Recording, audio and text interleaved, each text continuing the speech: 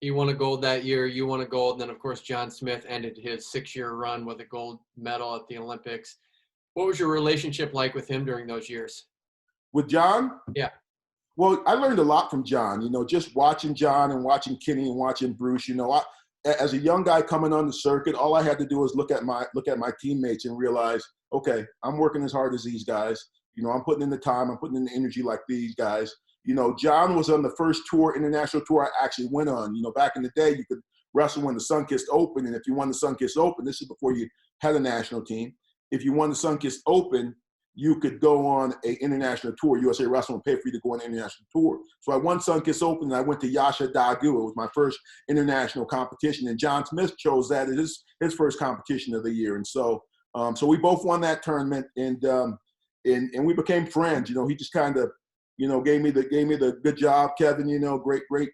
Great tournament, and I just kind of watched him prepare mentally and get warmed up and just go out there and just take guys out. Just go out there and just let his offense fly and just scrap and just leave it all on the line. And so I learned a lot from John during that time, but we just had a chance to be on the 1991 and 92 teams together. We won world championships and Olympic Games those years together. But just seeing how he led, as not so much from a verbal standpoint, but more from watch me train, watch me go out here and whip these guys up, and watch me not be intimidated and just go out there and lay it on the line every single match and try to score 100 points. And so he tried to do the same thing in practice every day. I think he was trying to score 100 points every day in practice against his opponents. But just being able to be around those guys, I even said that at one of my Hall of Fame outings that, my mentors and heroes were my teammates because I wanted to be just like them.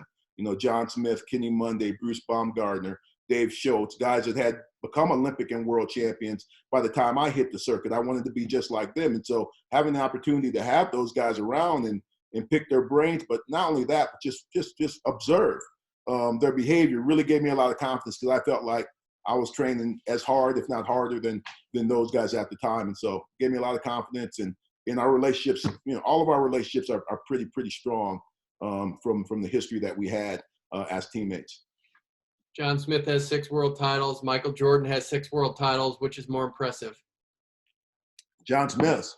John Smith had no help. I mean, Michael had Scottie Pippen, and he had Dennis Rodman, Horace Grant. He had some really, really good players to play with. I take nothing from Michael Jordan. I like his game. I like his attitude. I like his I don't think a lot of kids, I think kids need to recognize as a teammate. And if you're a leader, one of your jobs is to check your teammate, to check your guys in your program.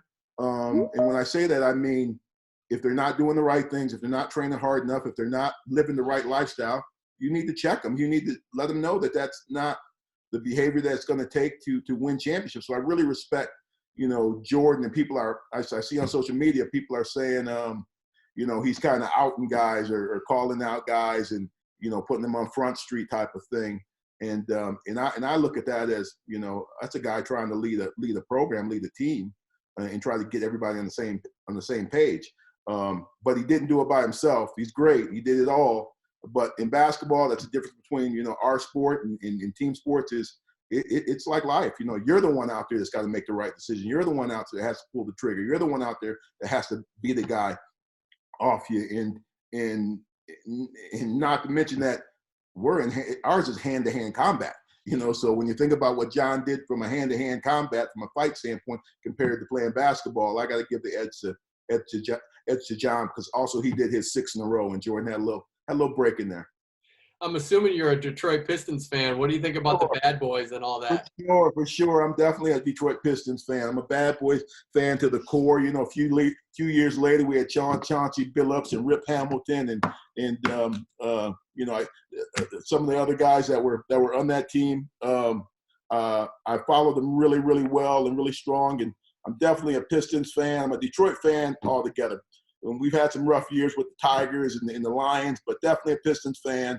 I like their style of basketball. I like how tough they were. I like them, their personalities. And they won when no one wanted to see them win, and they won when people counted them out. And they really, really have some great players. I do think Isaiah Thomas was dogged out for that dream team. I do think he should have been on that. on that team, regardless of any of the politics or guys not wanting to be around him and play with him, because he was definitely one of the best during that era. So I'm definitely a Pistons fan.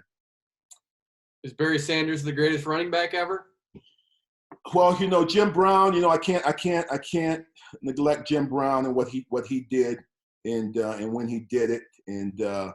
But Barry Sanders is definitely the most exciting running back that's ever lived. And I think he would have also set records that would have been hard to, I think Emmitt Smith ended up passing him on most yardage and those type of things. But, he retired in his prime, and that's disappointing for Detroit fans, because we've had, Megatron, great wide receiver, they leave too early for us, and it's disappointing, and hopefully it has nothing to do with, Detroit or that franchise, the reason they're leaving, and they do it for health reasons and that they're ready to go. But, we lost some guys way too early, but Barry Sanders is definitely, second on my list to Jim Brown.